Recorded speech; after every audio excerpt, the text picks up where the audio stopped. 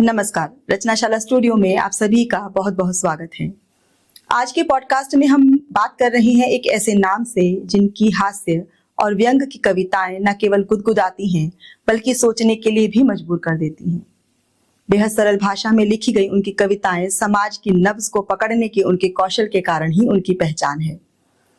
TV, मंचों, अखबारों, यहाँ तक कि सोशल मीडिया पर भी उनकी कविताओं का असर दिखाई देता है। समय समय पर राजनीति व समाज पर लिखी गई उनकी कविताएं बेहद प्रभाव छोड़ती हैं। आइए मिलाते हैं भारत के बेहद चर्चित व प्रतिष्ठित कवि अरुण जैमिनी जी से। नमस्कार, आपका रचनाशाला स्टूडियो में बहुत बहुत स्वागत है। शुक्रिया जी, बहुत बहुत धन्यवाद। और मैं तो लगभग 40 साल से रचनाशाला में ही हूँ क्योंकि मेरी पत्नी का नाम भी रचना है। तो मैं तो उसी की पाठशाला में काम कर रहा हूँ जी। फिर तो और भी अच्छा है। फिर और भी 40 साल हो गए मुझे। 40 साल तो उनके साथ हो गए। हाँ वही ना। और कविताओं के साथ? कविताओं के साथ तो और पहले हो गए होंगे, सन 71 के आसपास, 72 के आसपास पहली कविता छपी होगी। तो बहुत छोटे रहे होंगे। हाँ, स्कूल में पढ़ते थे। तो वो कहाँ से लगा कि कविताएं लिखना है मुझे? वो घर में ही सब कवि आते थे तो असर तो पड़ेगा ही ना। पिताजी से भी उनके कवि मित्र आते थे। और एंग्लो संस्कृत स्कूल था मैं दरियागंज में, तो पराग पत्रिका का ऑफिस भी वहीं था। तो कविता दिया है, वो छप गई, बस वहीं से शुरू हो गए। और मंचों पर विधिवत रूप से तो मंच पे एमए करी 80 के बाद, उसके बाद शुरू हुआ 80 में रिजल्ट आने के बाद। तो तब शुरू से ही था कि हंसना है और हंसाना है? हाँ, वो तो शुरू से ही था। ये जो आपका है हरियाणवी पुट और ये सब स्वाभाविक है, ये तो हाँ सहज ही आता है। सहज आता है, तो इसको कुछ सोचना नहीं पड़ता। ना बिल्कुल नहीं। और जो बड़े अच्छी तरह से आप हास्य और व्यंग को मिलाते हैं, ये सोचते हैं कि हो जाता है? ये हो जाता है, क्योंकि सप्रयास तो बात बनती नहीं, वो सहज रूप से आ जाए तो उसका मजा अलग है ना। जब आपने कहा घर पर बहुत सारे कवि आते थे, तो उनमें से भी कोई ऐसा हास्य कवि था जिसको देखकर लगाओ कि ये मेरे ज्यादा करीब है? नहीं, करीब नहीं, पर मैं कविताओं से प्रभावित हुआ। आदित्य जी की कविताओं से बहुत प्रभावित हुआ। तो कवियों का प्रभाव तो पड़ेगा ही ना। तो गाने वाले कवि यही होते थे, आदित्य जी, अल्लड़ जी, सुरेंद्र शर्मा जी, अशोक चक्रधर जी, हुल्लड़ जी, शैल जी, प्रदीप चौबे जी। तो ये सब घर आते थे तो उसका असर तो पड़ेगा। आपने ये भी सोचा था कि कवि ही बनना है या बस बन गए? नहीं, कविता तो लिख ही रहे थे। हाँ। और 80 में एमए करने के बाद मैंने डिप्लोमा किया जर्नलिज्म में। अच्छा। वो राजस्थान यूनिवर्सिटी से।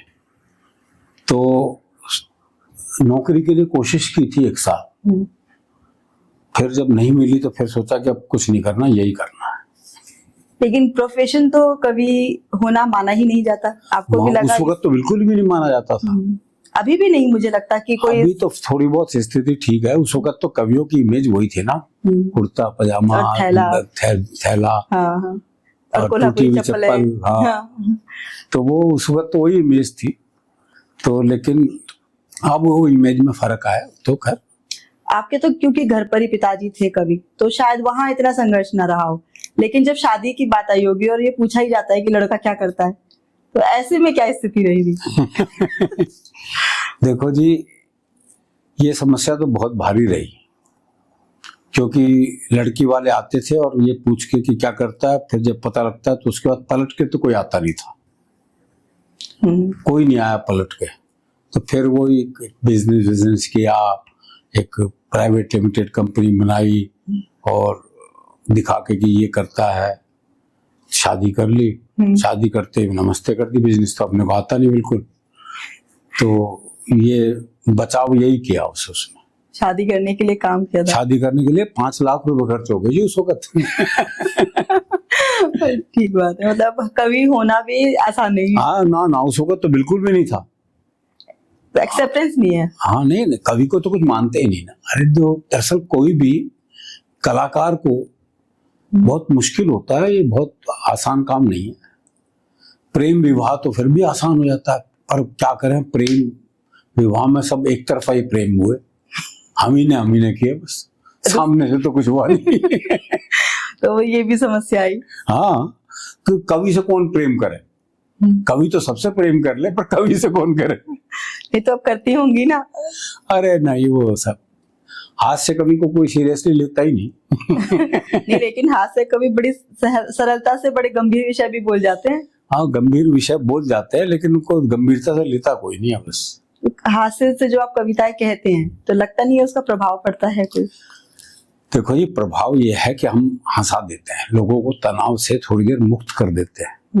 क्योंकि इतने तनाव है जीवन में, तो मैं तो ये सोचता हूँ कि अगर हमने उसे 3 घंटे कार्यक्रम है और 3 घंटे में 2 घंटे वो हंस लिए, तो ये हम अपने को सफल मानते हैं कि 2 घंटे तो हमने उन्हें उनके तनावों से मुक्त रखा। और एक सहज हास्य जब आता है तो आदमी स्वस्थ भी होता है। हाँ, आपकी कविताएं जब हम सुनते हैं तो आप रोजमर्रा की चीजों को ही पकड़ के बात करते हैं और उसको हरियाणा के आसपास ही ले आते हैं, जबकि हरियाणियों का तो अक्खड़पन बड़ा मशहूर था, आपने उन्हें हास्य का पात्र बना दिया। हास्य का बात, अक्खड़पन में ही तो सौंदर्य है उसके। उसका अक्खड़पन खत्म हो गया तो बात ही खत्म हो गई। उसका जो बेबाक बोलना है वो ही महत्वपूर्ण है, तो बेबाक से तो बात निकलती है ना फिर। अब जैसे लोगों को मैंने सुना है कि हरियाणवी है, इनका तो कहते हैं मोटी बुद्धि होगी, भाषा खड़ी है।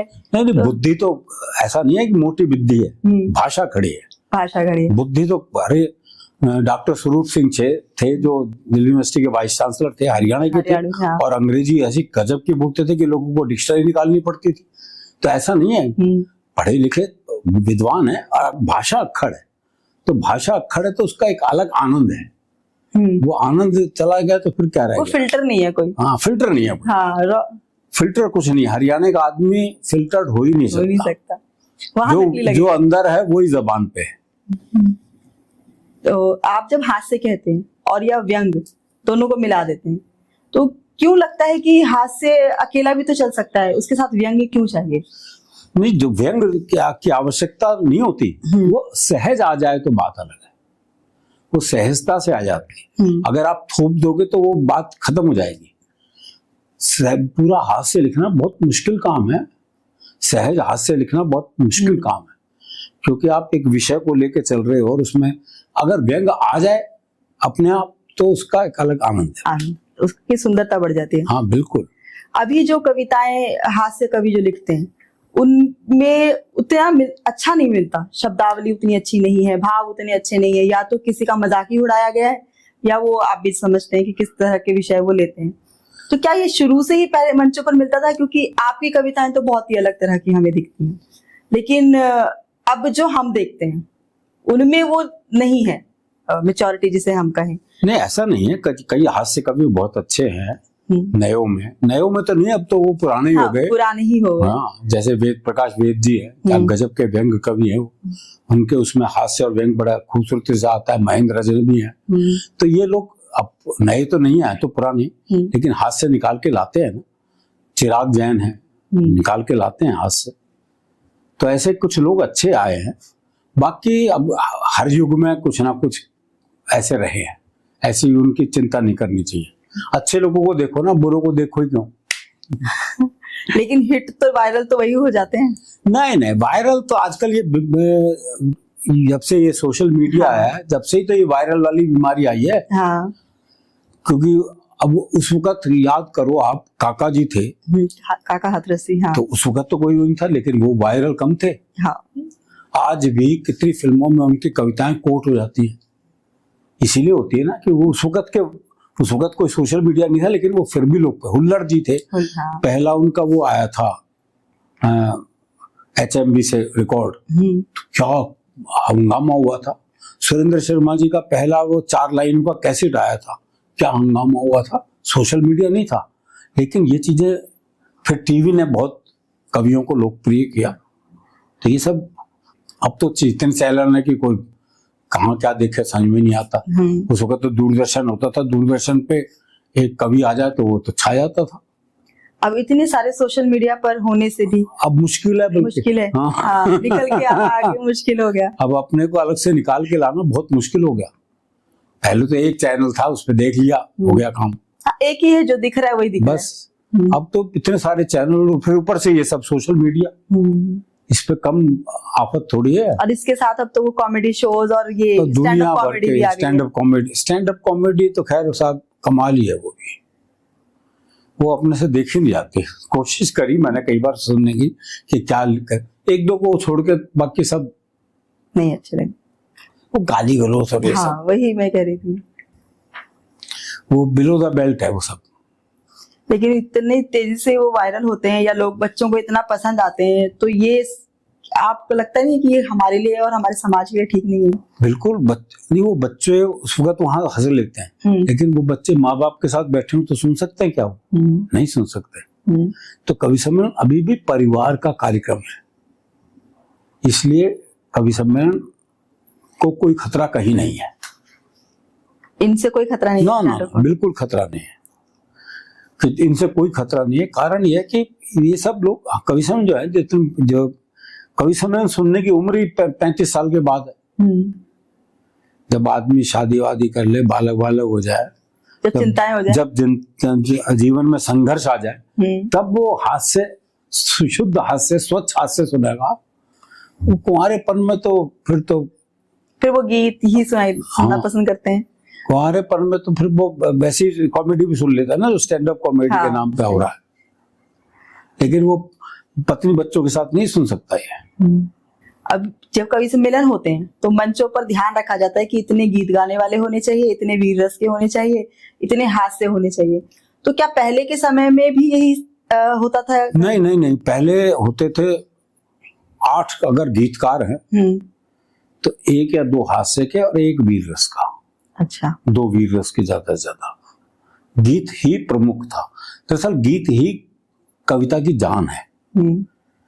अब स्थिति यह है कि तनाव इतने हो गए ना कि लोगों के पास इतनी फुर्सत नहीं है, तो हास्य ज्यादा हुए। अब यह है कि 8 कवि हास्य के होंगे, 2 गीतकार होंगे और 2 वीर रस के होंगे। ये परिवर्तन पिछले कुछ वर्षों में ही आया। वरना जब हम आए थे मंच पे 80-81 में, तो लगभग 8 गीतकार होते थे मंच पे, 8-10। अच्छा। और गीत प्रधान था। गीत प्रधान अब भी है, चाहे वो 2 गीतकार हों, गीत प्रधान अब भी है, क्योंकि लोग गीत को ही लेके जाते हैं अपने साथ। वही याद रह वही गुनगुनाते हैं, उसी को गुनगुनाएंगे। गीत बड़ी स्वाभाविक है। कविता में, कवि सम्मेलन में गीत सबसे महत्वपूर्ण है। आप जब लिखते हैं अपनी कविता, हास्य से जुड़ी होती है, और आप अपने सामाजिक विषय भी रखते हैं, राजनीतिक विषय भी रखते हैं, सब रखते हैं, तो जब लिखते हैं तो ये ध्यान रखते हैं कि इतना जाना चाहिए, इसके आगे मुझे रुकना है? नहीं, वो तो जो ये सोच के तो लिखा नहीं जा सकता। वो तो जो सहज रूप से आएगा वो आएगा। लेकिन अपनी वो तो ध्यान है ना कि आपको कहाँ तक जाना चाहिए। अब कविता में हम भी गाली गलौज लिखने लग जाएंगे तो फिर क्या फायदा होगा? इस सीधा कटाक्ष तो आप करते ही हैं। सीधा कटाक्ष नहीं, कटाक्ष तो घुमा के ही होता है। थोड़ा सा तो घुमा के करना पड़ता है। सीधा तो फिर तो गाली हो गई ना। हाँ। जो सुनने वाले हैं, जैसे आपने कोई राजनेता बैठा है सामने और आपने कुछ उनके ऊपर व्यंग किया, तो क्या उनमें है इतनी सहनशीलता कि वो उसको सुन ले? नहीं, एक तो राजनेता बैठा है तो अपने व्यक्तिगत उस पर कमेंट किया तो गलत है। वो तो ठीक नहीं। हाँ, नेताओं पे प्रवृत्ति पे व्यंग हो तो वो उसको एंजॉय करते हैं, लेकिन अब नहीं करते आजकल। अच्छा। आजकल वो सहन शक्ति नहीं रही। अब तो वो अपने ऊपर ले जाते हैं, जबकि वो स्वाभाविक नेताओं पे बात हो रही है, लेकिन वो अपने को खुद को शामिल कर लेते हैं तो दिक्कत होती है। वरना पहले तो खूब सुनते थे। अच्छा, अब नहीं लोग? अब थोड़ा कम है। तो इसका कारण क्या लगता है आपको? उसके पीछे कारण वही है जी कि लोगों में सहन शक्ति नहीं रही, संवेदनाएं खत्म हो गई, भावनाएं खत्म हो गई, और प्रवृत्ति ऐसी हो गई कि अपने खिलाफ कोई सुनना ही नहीं चाहता। ये दिक्कत तो है। जो मंचों पर जब आप पढ़ रहे होते हैं कविता, तो मंच का सबसे बड़ी जो मुझे समस्या लगती है कि अपनी ऑडियंस को, जो अपने श्रोता हैं, उनको बांधना, ये सबसे मुश्किल होता होगा। तो आपको क्या लगता है कि जब आप मंच पर आए और अगर ऑडियंस का सपोर्ट नहीं मिल रहा है तो फिर उसको कैसे आप कई बार होता है ऐसा। कई बार ऐसा होता है, तो संघर्ष करना पड़ता है, ऑडियंस को अपने हिसाब से लाना पड़ता है। उसमें थोड़ा समय लगता है, लेकिन आपको मेहनत करनी पड़ती है। क्योंकि देखो, आप कवि सम्मेलन का जो श्रोता है उसमें सामने डीसी भी बैठा है, डीएम भी बैठा है, आईपीएस ऑफिसर भी बैठे हैं, पीछे रिक्शे वाला भी बैठा है। तो आपको ऐसी बात कहनी है जो वहां तक भी पहुंचे। तो ये चुनौती ज्यादा महत्वपूर्ण होती है। तो आपको तो सब श्रोताओं का ध्यान रख, जैसे कविता पढ़ता है, जब आदमी पढ़ने वाली कविता है, आदमी एक बार पढ़ेगा, 2 बार पढ़ेगा, 3 बार पढ़ेगा, समझेगा कि कवि क्या कहना चाहता है। लेकिन सुनने वाले में तो एक उसी वक्त समझ में आनी चाहिए ना। अगर उसको ये सोचना पड़ जाए कि क्या कहना चाह रहा था, तो कविता तो खत्म हो जाएगी जब तक। तो इसलिए हमें वो भाषा का, उस भाव का इस्तेमाल करना पड़ता है जो वहां तक कम लोगों तक पहुंच जाए, सभी के साथ एक साथ पहुंच जाए, तभी पहुंचे, तभी बात बनती है। तो कई बार ऐसा होता है कि नहीं पहुंच रही है, फिर आदमी कोशिश करके करता है। आपने जैसे अलग अलग विषय पर लिखी कविता और आप पढ़ रहे हैं, और आपने बहुत कोशिश की, हुआ होगा उसी कविता पर कभी तो बहुत ठहाके और तालियां मिल गई, और कभी बिल्कुल कुछ नहीं आ रहा श्रोताओं की तरफ से। बिल्कुल होता है। हाँ। तो फिर वहां पर आप कैसे उस स्थिति को संभालते हैं? तो नहीं संभलते, नमस्ते करके बैठ जाते हैं। तो कोई ऐसा अनुभव आप बताना चाहेंगे? बहुत होते हैं ऐसा हमारे श्रोताओं के लिए ऐसा बहुत अनुभव होते हैं। कई जगह एक कार्यक्रम हुआ था दिल्ली में, कोई कवि, कोई भी किसी भी कवि को वो रिस्पॉन्स मिल ही नहीं रहा था। अच्छा। मतलब स्थिति ये हो गई कि आदित्य जी कविता पढ़ रहे और सुरेंद्र शर्मा जी बगल में खड़े, तब भी नहीं लोग हंसने को तैयार। तो ये भी होता है, कई बार ऐसा अवसर आ जाते हैं लोग बाग, तो इसलिए उनकी चिंता नहीं करनी चाहिए, ये सब होता है। आदित्य जी हमारे कहा करते थे कि ऐसा कोई शहर नहीं जहां मैं हीरो नहीं रहा, और ऐसा कोई शहर नहीं जहां मैं जीरो नहीं रहा। तो दोनों स्थितियों में आपको आनंद में रहना है, ये सब चलता रहता है। सचिन तेंदुलकर भी हर बार सेंचुरी थोड़ी बना सकता है। सही बात है। तो फिर आपके जीवन में भी बड़े उतार चढ़ाव तो आते ही, हम सबके जीवन में उतार चढ़ाव बिल्कुल आता। और कई बार ऐसा भी होता होगा कि कोई हमारे संग बड़ा बुरा व्यवहार कर दे। अब हमारी छवि तो बड़ी हास्य कवि वाली है, अब गुस्सा भी आता होगा, तो कैसे हैंडल करते हो उसे? उसको ठाका लगा के दूर कर देते हैं, बस। इतना तनाव तो रखता ही नहीं। तनाव रख लिया फिर तो फिर हास्य का तो मामला ही खत्म हो जाएगा ना। तो हम तो तनाव से मुक्त करते हैं, हम खुद ही तनाव में आ गए तो कैसे बात बनेगी। ये मंचों पर ये भी बड़ा सुनने में आता है कि लोग दूसरों की कविताएं चुरा कर पढ़ लेते हैं, और आजकल तो एआई और आ गया कविता लिखने के लिए। तो एआई तो खैर क्या, कविता तो भाव तो आएंगे नहीं उसमें, एआई जो लेकिन चुराने वाला मामला है, वो पहले भी था और अब ज्यादा है। अब कोई कवि नया मेहनत नहीं करना चाहता, वो बस पुराना माल इधर से उधर उठाया और अपने पढ़ लिया। अब क्या है कि जनता को भी इससे कोई मतलब नहीं। अच्छा, श्रोता को क्या मतलब कि किसकी लिखी हुई है, उसे कोई मतलब पता भी नहीं। तो उसको तो आनंद आ रहा है ना उस वक्त, उसका तो कोई कसूर है नहीं। कसूर है कवि का और पीछे बैठे कवियों का, जो उसे टोकते भी नहीं कि भाई ये क्या कर रहा है, ये फलाने की है, क्यों सुना रहा है। पहले टोक दिया करते थे, अब वो टोक रहा बंद, क्योंकि टोकते हैं तो पता लगता है इसके पास 4 आयोजन है, टोक दिया तो उसे बुलाएगा नहीं। तो इसे हम बाजारवाद कहें? बाजारवाद है, बिल्कुल टोटली बाजारवाद है। क्योंकि अगर टोक दिया तो 4 कार्यक्रम जो करता है उसमें नहीं बुलाएगा। हाँ। तो आदमी टोकता नहीं बल्कि दाद दे रहा होता है। और कई बार तो मेरी चीज ही सुना रहा है वो, और मैं ही दाद दे रहा हूं, क्या करोगे आप? क्योंकि अब ऑडियंस को तो नहीं पता ना कि ये आपकी है, उसको तो आनंद आ रहा है उस वक्त। पढ़ाने वाला सहज होता है, आराम से पढ़ रहा। वो तो अगर वो फिर असहज हो गए तो उससे पढ़ा थोड़ी जाएगा। नहीं, जैसे जिसकी कविता है उसी की कविता हम पढ़ रहे हैं और फिर भी महसूस नहीं हो रहा कुछ। उसको पता नहीं कब महसूस होता, नहीं होता, लेकिन होना चाहिए, लेकिन नहीं होता, तभी तो सुना रहा है वो बार बार। ये तो है, वो फिर चिकने घड़े हो चुके होते हैं। हाँ। उनका अपने पर आदमी अपने से झूठ थोड़ी बोल सकता है। हाँ। आप दुनिया से झूठ बोल सकते हो, पर खुद से झूठ कैसे बोल सकते? कितना दिन चल पाते होंगे ऐसे लोग? नहीं, ज्यादा नहीं चल पाते। नहीं चल पाते, क्योंकि चुरा कर कितने दिन कर लेंगे? दूसरे लिखना बंद कर दिए तो वो क्या चुराएंगे? ठीक बात है। अभी कभी ऐसा हुआ है कि किसी ने कहा हो ये क्यों आप कह रहे हो, मंच से कविता पढ़ रहे हो, आप कोई हास्य की या व्यंग की आप पढ़ रहे हो, और सामने से किसी ने टोक दिया हो कि ये क्यों कह रहे हैं आप? हो जाता है, ऐसा भी हो जाता है। हाँ। तो दरअसल जैसे मैं आपको एक किस्सा बताऊं, जी मल्लिका शेरावत पे हाँ। एक दो कमेंट मैंने किए एक कार्यक्रम में, और हास्य के कमेंट थे, कोई वैसा उसका उद्देश्य नहीं था हास्य। मल्लिका शेरावत पे दुनिया भर ने हास्य के कमेंट किए, तो मैंने भी कुछ दो दिन कमेंट किए थे, जैसे मल्लिका शेरावत द्वारा टेक्सटाइल मिल का उद्घाटन, हाँ, ठीक है। मैंने कहा एक खबर ही हंसा देती है। तो ऐसे दो चार कमेंट थे, तो एक सज्जन खड़े हुए, बोले ये आप क्या रहे हो, उनका काम है, ये सब उनका काम है। मैंने कहा ये मेरा काम है, मैं भाई हंसाना भी तो मेरा काम है ना। तो बोले मैं उसका पिता हूं। तब मैंने उसके आगे हाथ जोड़े, मैं फिर मैं माफी मांगता हूं आपसे, किसी की भावनाओं को तो ठेस नहीं पहुंचा सकते ना आप। अब वो बैठे ऑडियंस में, उसके पिताजी बैठे थे, मुझे तो नहीं पता था ना। जब उसने कहा कि मैं उसका फादर हूं, तो मैंने उससे बकायदा माफी मांगी, क्योंकि अपने बच्चे के बारे में कोई क्यों सुनेगा, बड़ी स्वाभाविक बात है, चाहे वो दुनिया कह रही हो, लेकिन सामने बैठ के सुनना बड़ा मुश्किल काम था। तो ये मुझे पता नहीं था, तो मैंने माफी मांग ली, इसमें क्या है। तो ये ऐसा हो जाता है, कभी सम्मेलनों में ऐसे अनुभव भी मिल जाते हैं। कभी विवाद की स्थिति भी आई, जैसे कई बार आपने देखा होगा कि एक बार कपिल शर्मा शो पे भी हुआ था, उसके हाथ से जो कलाकार हैं उन पर केस हो गया, या फिर अभी जो एक शो आ रहा था उसमें भी ऐसे विवाद की स्थिति बनी।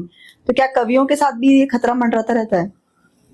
अब मंडरा सकता है, पहले तो नहीं मंडराता था, मंडरा सकता है। हाँ अब मंडरा सकता है, अगर आप ज्यादा बोलोगे तो। अच्छा। अब तो तुरंत FIR हो जाती है। अच्छा। तो लेकिन पहले ऐसा नहीं था, अब तो अब बड़ी सावधानी बरतनी पड़ती है, अब थोड़ी सावधानी बरतनी पड़ती है, क्योंकि वही बात है ना, सहन शक्ति खत्म हो गई है। तो उसका कारण यही है, मैं एक से मैंने कहा भी था, मैंने कहा दरअसल क्या है कि साहित्य नहीं रहा, पहले पत्रिकाएं वगैरह खूब आती थी साहित्यिक, तो आदमी साहित्य पढ़ता था। ये मोबाइल ने साहित्य तो छीन लिया आपसे ना, पत्रिकाएं बंद हो गई सब, तो साहित्य छीन गया। तो आप कहानियां पढ़ते थे ना, हाँ। आप पढ़ते हैं ना, तो आप सारिका आती है ना, आप हंस आती है, ठीक है ना, कादम्बनी आती है, हाँ, सरिता, हाँ, तो ये सब बंद हो गई ना, सब हो गई। हाँ। तो वो जो भावनात्मकता थी वो इसलिए खत्म हो रही है कि वो लोग पढ़ते तो है नहीं, तो दूसरे के कष्ट में करुणा जागना वो खत्म होता जा रहा है। आपने समाज में देख लो ना, एक्सीडेंट भी हो जाए तो आदमी देखकर आगे चल देता है, हाँ, रुकता नहीं है। कोई रुकता नहीं है, वो कोशिश नहीं करता कि इसको बचाया जा सके, कोई कारण वही है उसके पीछे, तो भावनाएं खत्म हो गई। तो इस कारण से ये सब आ रहा है, इस कारण से लोग सुन नहीं सकते, सहन शक्ति खत्म हो गई। पहले नेता खूब सुनते थे, बल्कि नेताओं को लगता था कि अगर हमारे खिलाफ नहीं सुना तो हमारे बैठने का फायदा क्या हुआ। अच्छा। अब उल्टा हो गया। अब उल्टा हो गया थोड़ा सा। और साहित्य को तो समाज का दर्पण कहते हैं, हाँ। और ऐसे में अगर साहित्य को ही दबा दिया जाएगा, उसको कहने ही नहीं दिया जाएगा, तो साहित्य के लिए कहाँ कहे आदमी, बताओ ना, कहीं जगह कहाँ बची है, जगह ही नहीं बची, किताबों में सिमट के रह गया साहित्य। भाई पत्रिकाएं आती थी तो पढ़ते थे ना लोग बाग, अब पुस्तक खरीदना हर एक के बस की बात नहीं है। पहले तो पत्रिकाएं किराए पे भी मिल जाती थी, आदमी किराए पे लाके पढ़ कर दे देता था वापिस। अब कहाँ है, पहले कितने बुक स्टॉल होते थे, अब देखे आपने, अब ई बुक्स आ गई हैं। हाँ वही ना, वो ये मोबाइल ने कर दिया है सब।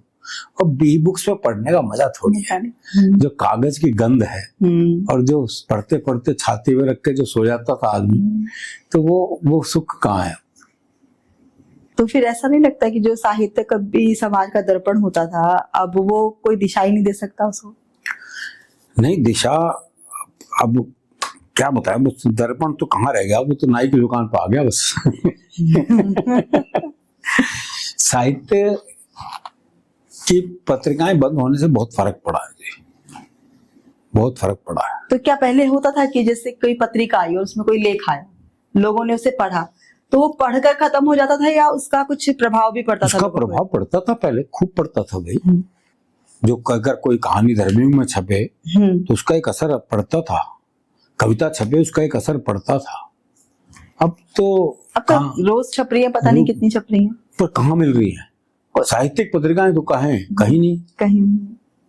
ये जो कुछ थी वो बंद हो गई, क्योंकि घाटे का सौदा, पैसा पैसा महत्वपूर्ण हो गया ना। समाज को दिशा देना इतना महत्वपूर्ण नहीं है जितना पैसा। अब स्कूल देखो ना, पहले स्कूल खोलते थे तो शिक्षा के लिए खोलते थे ना, अब पैसे के लिए खोलते हैं। तो ये कितना बड़ा अंतर आ गया। तो जब आप पैसे के लिए खोल रहे हो तो पैसा महत्वपूर्ण है ना, फिर शिक्षा थोड़ी महत्वपूर्ण है। तो ये स्थिति तो हर जगह आ गई ना। इसमें बस कवियों को दोष देते हैं, कवि पैसा मांगने लगे, बेचारा कवि कितना मांग लेगा। ठीक है। एक प्रश्न है जो थोड़ा कवि सम्मेलन से जो होता है, एक पहले वाला जो कदम होता है वो होता है कवि गोष्ठियां। हाँ, तो कवि गोष्ठियां तो आजकल बहुत हो रही हैं, हर जगह जगह पर हो रही हैं। तो क्या पहले की कवि गोष्ठियां भी ऐसी ही हुआ करती थी या उनमें? तो मुझे आज आपसे पता लग रहा है कि कवि गोष्ठियां हो रही हैं। अगर ये हो रही है तो बहुत अच्छी बात है। पहले खूब होती थी, हाँ, खूब होती थी, और कवि वहां सुनाते थे और उस पे बकायदा मंथन होता था, विचार विमर्श होता था, फिर बताया जाता था इस कविता में ये कमी है, इसको ये दूर करो, इसको ऐसे ठीक करो, इसको, ये सब होता था। अच्छा। कविता का कोई स्कूल तो है नहीं, कविता कहीं पढ़ाई तो जा नहीं सकती, वैसे सिखाई तो जा नहीं सकती। आप हर कला को सिखाया जा सकता है लेकिन कविता को सिखाया नहीं जा सकता। कविता में सुधार लाया जा सकता है, सिखाया नहीं जा सकता। कोई स्कूल आपको कविता का नहीं मिलेगा। हाँ। नाटक का मिल जाएगा, अभिनय का मिल जाएगा, संगीत का मिल जाएगा, नृत्य का मिल जाएगा, सब मिल जाएंगे स्कूल आपको, लेकिन कविता का नहीं है। कविता के लिए ये कवि गोष्ठियां ही काम आती हैं, और अगर कवि गोष्ठी हो रही हैं तो ये मेरे लिए सुखद सूचना है। नहीं, लेकिन वैसी नहीं हो रही जैसी आपने बताई। फिर कवि गोष्ठी थोड़ी हुई, तो अपने अपनी सुनाए और चल दिए। हाँ, वो उससे नहीं बात बनती। कवि गोष्ठी पहले 8-10 कवि इकट्ठे होते थे, कविता सुनाई अपनी, एक एक कविता पे चर्चा होती थी, विचार विमर्श होता था, उसमें संशोधन की बताई जाती थी कि ये संशोधन करो, ये से ठीक करो। तो वो अगर नहीं है तो फिर तो ये है कि अब तो फेसबुक पर सारे कवि इकट्ठे हो गए, क्या कर लोगे आप? वो कवि, उससे सुधार थोड़ी हो रहा है। आपने फेसबुक पे कविता डाल दी, 50 लाइक आ गई, तो आपको तो अपने आप को कवि समझने लग जाए। तो ये इससे बात नहीं बनती है। कितनी कविताएं मित्रों में, अब भी मैं कोई कविता लिखता हूं तो मैं मंच पे सुनाने से पहले अपने मित्रों को सुनाता हूं, और मित्र पास कर देते हैं तभी सुनाता हूं, वरना तो डस्टबिन में। आप भी चुनते हैं क्या सुनाना है, क्या? बिल्कुल बिल्कुल, ये होता है भाई। अब वो जब तक आप ऑडियंस का रिस्पांस पता नहीं करोगे तब तक कैसे पता लगेगा? और आपकी ऑडियंस कवि से बढ़िया कौन हो सकता है? तो आप कवि मित्रों को सुनाओगे तभी पता लगेगा ना। तो ये खूब होता है। कोई बड़े हैं जो बताएं कि क्या बनाना है, कैसे करना है? हाँ, अब जब तक आदित्य जी थे हम पूछते थे उनसे। अच्छा। अभी भी अपने बड़े और छोटा कोई नहीं है जी। अभी भी मैं कविता लिखता हूँ तो अपने मित्रों को, इनको को इकट्ठे करके अपने सुनाते हैं, तो वो बताते हैं, तो उनको लगता है कि ये ठीक नहीं है, ये ठीक है, वहां से सुधार। हाँ, तो वो बाकी लोग भी इस तरह ही करते हैं। हम अपने 4-5 कवि मित्र तो ये करते हैं, बाकी होगा नहीं पता, अभी भी करते हैं। अभी भी इतने सालों बाद भी लगता है, इतने सालों बाद भी, बिल्कुल। अरे आप हर, जैसे मैच क्रिकेट के खिलाड़ी के लिए महत्वपूर्ण होता है, ऐसे हर काव्य पाठ हमारे लिए महत्वपूर्ण होता है। कोई नई कविता लिखिए तो पहले एकदम उसका प्रयोग कैसे कर लोगे आप? पहले जब तक अपने मित्रों में उसको सुना के आप खुद आश्वस्त ना हो जाए। तो अभी भी ये होता है खूब। कविताओं, ये हास्य के साथ साथ चुटकुले, हाँ, ये कितने महत्वपूर्ण है कविता के साथ साथ? जी आपने बहुत जेन्युइन सवाल पूछा क्योंकि चुटकुले मैं सुनाता हूँ, खूब सुनाता हूँ, इसमें कोई शक नहीं है। और चुटकुले जीवन से ही निकलते हैं, कोई अलग से कहीं से आए नहीं, चुटकुले जीवन से ही निकले हैं। पहले पत्रिका छपती थी तो चुटकुलों का कॉलम होता था ना, इसलिए चुटकुलों का तो महत्व है।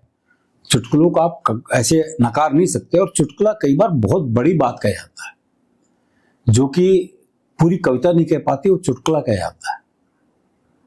अब एक जैसे कहने को चुटकुला है पर वो बहुत गंभीर बात है।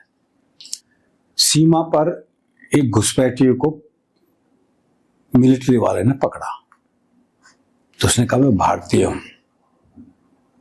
बोले अच्छा भारतीय है तो जनगण सुना। बोले वो तो नहीं आता। बोले फिर आजा तू भारतीय ही है। अच्छा हो तो ये है, पूरी बात कह जाती कह है दिया। अपने आप। हाँ, तो ये इसको आप चुटके मतलब चुटकी की कला है, चोट कला भी कह देते हैं इसे। एक पंक्ति में पूरी चोट कर देता है।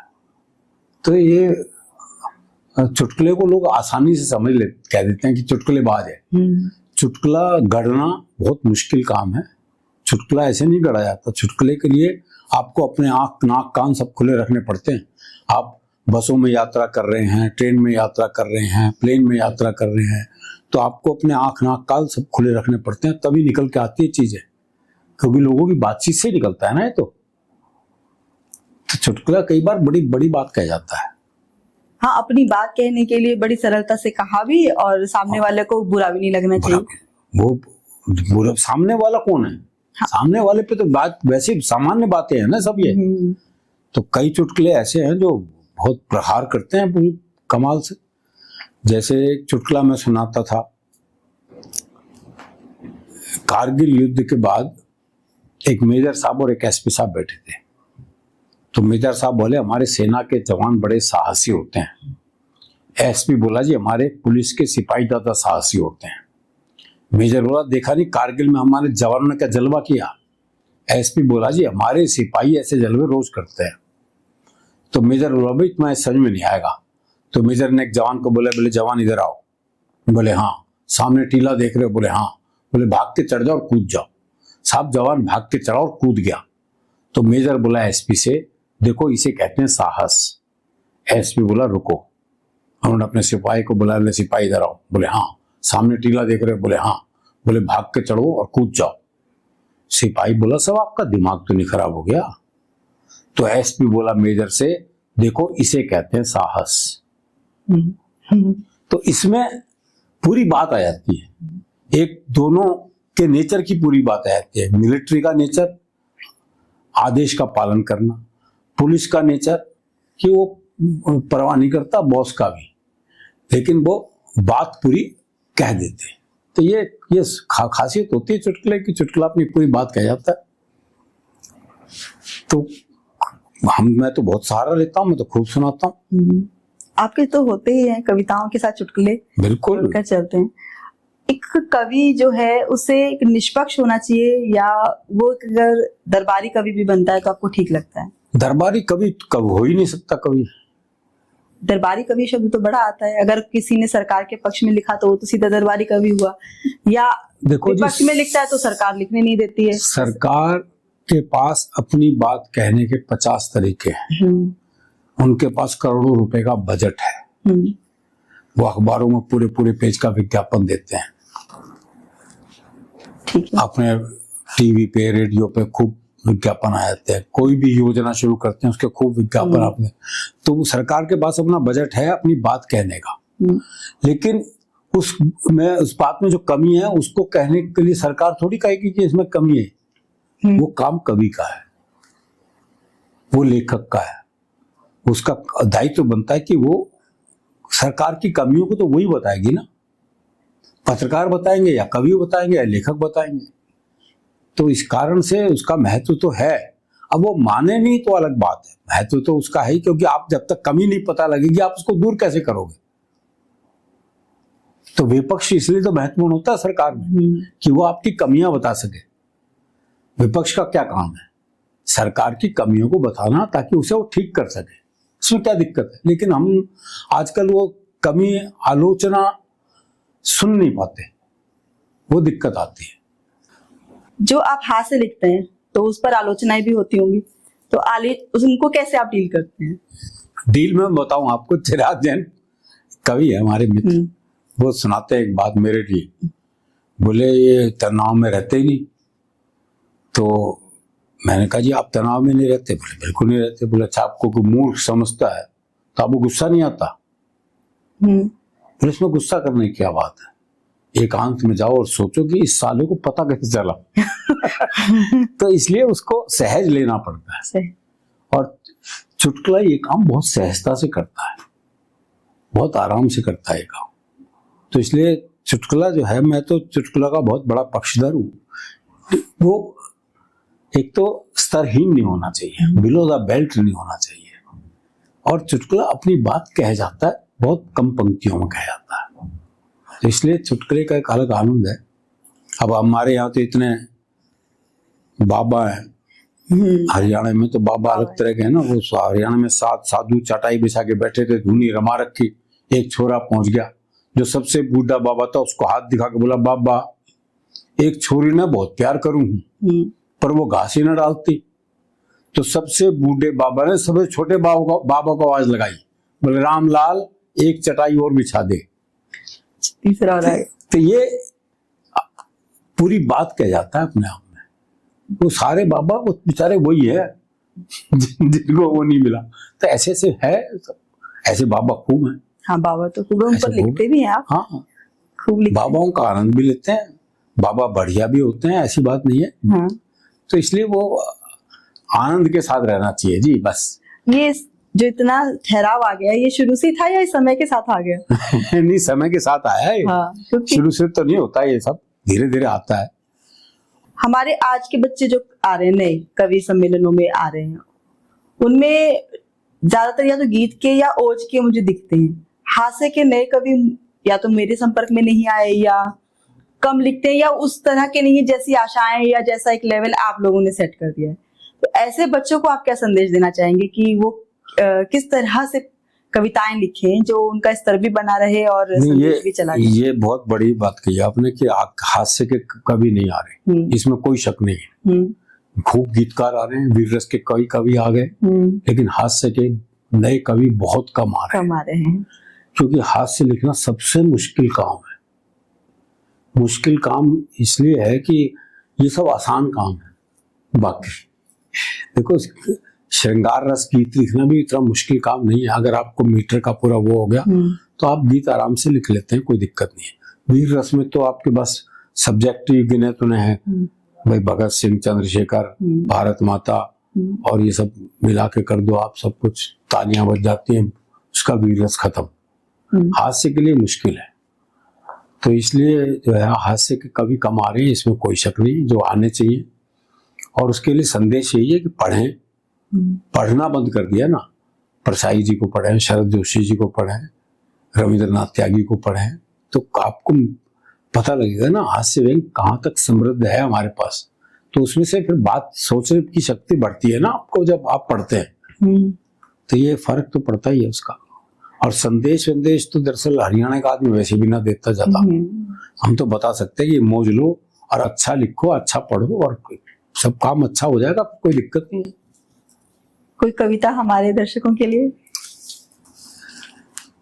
एक ऐसी कविता सुनाता हूँ जो बहुत लोकप्रिय कविता हुई मेरी, जो कि बहुत सहज हास्य की, जैसे कि हरियाणा के आदमी पर आरोप लगता है कि उल्टे जवाब देता है। हाँ।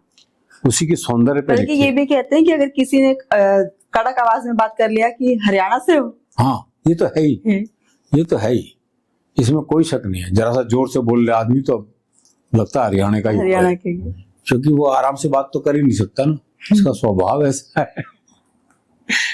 तो जो उल्टे जवाब देता है, जवाब उल्टे ही देता है, इसमें कोई शक नहीं है, वो स्वाभाविक है, सहज सा आता है। हाँ, वो हमारे घर में भी चलता रहता है सब, उल्टे ही जवाब मिलते हैं दोनों तरफ से। ऐसे कई किस्से हैं, घर के भी किस्से हैं, वैसे भी किस्से हैं जिसमें उल्टे जवाब मिलते हैं। तो एक कविता उसी संदर्भ की सुनाता हूँ जी। पुलिस को रंगरूटों का दस्ता चाहिए था नया। हरियाणा का राधे श्याम भी इंटरव्यू देने गया। इंटरव्यू में पूछा गया सिर्फ एक सवाल, और राधे ने बना दिया सवाल का बवाल। सवाल था, आप सेब खरीदने जाओगे तो 50 रुपए किलो के हिसाब से 100 ग्राम सेब के कितने पैसे देकर आओगे? ये आसान सा सवाल था, लेकिन इस आसान से सवाल को हरियाणा का आदमी कैसे बवाल बना सकता है, बस यही इस कविता का सौंदर्य है। आप सेब खरीदने जाओगे तो 50 रुपए किलो के हिसाब से 100 ग्राम सेब के कितने पैसे देकर आओगे? राधे बोला, अगर मैंने 100 ग्राम सेब के भी पैसे दिए तो पुलिस में भर्ती हो रहा हूं क्या एसटीसी कराने के लिए। साहब को जवाब में मजा आया, उन्होंने सवाल को आगे बढ़ाया, अच्छा मैं खरीदने जाऊं तो मुझे कितने के मिलेंगे। राधे बोला, आवाज करो, पूरी पेटी आपके घर भिजवा देंगे। अच्छा तुम्हारी पत्नी तो पुलिस में नहीं है ना, वो जाएगी तो 100 ग्राम सेब के कितने पैसे देकर आएगी। राधे बोला, साहब मैं अपनी पत्नी को आपसे ज्यादा जानता हूं, उसे खरीदारी का है बहुत चाव, पर उसे 100 ग्राम खरीदने होंगे तो 100 ग्राम का ही पूछेगी भाव, तो 100 ग्राम का ही पूछेगी भाव। अच्छा तुम्हारा भाई जाए, अगला भी उसी सवाल के पीछे पड़ा हुआ है, ये नहीं कि वो जवाब नहीं दे रहा तो सवाल बदल दे। अच्छा तुम्हारा भाई जाए, जी भाई को तो मैंने कई बार बाजार जाते देखा है, पर वो तो कभी पौवा तो कभी गुटखा लाता है, सेब लाते तो मैंने आज तक नहीं देखा है। अच्छा तुम्हारी बहन जाए कोई, जी मेरी एक बहन थी उसकी शादी हो गई, अब वो जाने या बहन हुई। राधे श्याम तुम्हारे पिताजी भी तो बाजार जाते हैं, जी उनके दांत नहीं है, वो बस केले खाते हैं। आप मुझे एक बात बताओ श्रीमान, तनख्वाह तो दोगे एक आदमी की, और सेब खरीदने लगा दिया पूरा खानदान। अच्छा छोड़ो, कोई आम आदमी जाए तो 100 ग्राम सेब के कितने पैसे देकर आए। आम आदमी का नाम सुनते ही राधे श्याम सीरियस हो गया थोड़ा, बोला, अजी साहब आप लोगों ने आम आदमी को सेब खरीदने लायक ही कहां छोड़ा। आम तो सेब का ठेला लगाता है, खरीदने तो खास ही जाता है। अच्छा कोई खास आदमी जाए तो, पीछे पड़ा हुआ है जी, अच्छा कोई खास आदमी जाए तो पहली बात तो है कि अगर वो खास है तो खुद क्यों जाएगा, ये अपना नौकर भेजेगा, और आपके कहने से चला भी जाएगा तो क्या सिर्फ 100 ग्राम खरीद के लाएगा। चलो आपके अंतिम इच्छा पूरी करने के लिए 100 ग्राम खरीद भी लाए तो इसका हिसाब आप मुझसे क्यों लेते हैं। हिसाब बताएंगे उसके सीए जिन्हें वो तनख्वाह देते हैं। चलो इस सवाल को यहीं छोड़ते हैं, इंटरव्यू का रुख अब दूसरी तरफ मोड़ते हैं। देखो साहब ये तो है सरासर फरेब, दूसरा सवाल बाद में आएगा, पहले आएंगे 100 ग्राम सेब। तुम्हारा कोई दोस्त है राधे श्याम? हाँ जी है, सीताराम। वो सेब खाता है? हाँ कोई खिलाए तो खा जाता है। साहब आपने भी इस सवाल को खूब खींचा है, लगता आपका कोई सेब का बगीचा है। कुछ भी हो पर अब अपना जवाब ले लो। जवाब पे आ गई, कुछ भी हो पर अब अपना जवाब ले लो। सीताराम फल वाले को 5 रुपए देगा और कहेगा इतने के सेब दे दो, पर इतने के कितने? अब ये सेब वाले की मर्जी, वो दे दे जितने। राधे श्याम तुमने तो तेरा सी बात का बना दिया बवाल। राधे बोला, साहब मुझे तो शुरू से ही पसंद नहीं है सवाल। मेरे विचार में आज संसार में जितनी भी गड़बड़ है असल में सेब ही उसकी जड़ है। दर्शन पे आ गए, चिंतन पे आ गया, पर जवाब देकर नहीं दिया। मेरे विचार में संसार में जितनी भी गड़बड़ है असल में सेब ही उसकी जड़ है। अगर उस दिन आदम और हव्वा वो एक सेब नहीं खाते तो ना मैं आता ना आप यहाँ आते, ना 100 ग्राम होता ना 500 ग्राम, ना आप साहब होते ना मैं राधे श्याम। देखो दुनिया में 4 ही सेब प्रसिद्ध हुए बस। पहला जो एडम और ईव ने खाया जिसका परिणाम हम देख ही रहे हैं। दूसरा वो जो न्यूटन के ऊपर गिरा, बच्चे सोचते होते वो नारियल के पेड़ के नीचे क्यों नहीं बैठा था। तीसरा एप्पल वो स्टीव जॉब्स वाला एप्पल लोकप्रिय हुआ, और चौथा सेब है मेरा। कहते हैं जी एक सेब खाओ तो आदमी डॉक्टर से दूर रहता है, आदमी में ऊर्जा रहती है, आदमी में ऊर्जा रहती है तो आदमी पैसा कमाता है, पैसा कमाता है तो शादी होती है, शादी होती है तो बच्चे होते हैं, बच्चे होते हैं तो टेंशन होती है, टेंशन होते बीमारी होती है। लो और खा लो सेब। इंटरव्यू का ये हुआ परिणाम कि आजकल राधे श्याम सब्जी मंडी में डंडा फटकारते हैं, खुद तो भरपेट खाते हैं और साहब के लिए 100 ग्राम भिजवाते हैं, और साहब के लिए 100 ग्राम भिजवाते हैं। अरे वाह, बहुत बढ़िया। तो आप बहुत अच्छा लगा आज आपसे बात करके, और बहुत बहुत शुक्रिया जी के लिए, और इतनी सारी बातें करने के लिए आपका बहुत धन्यवाद। बहुत बहुत शुक्रिया जी।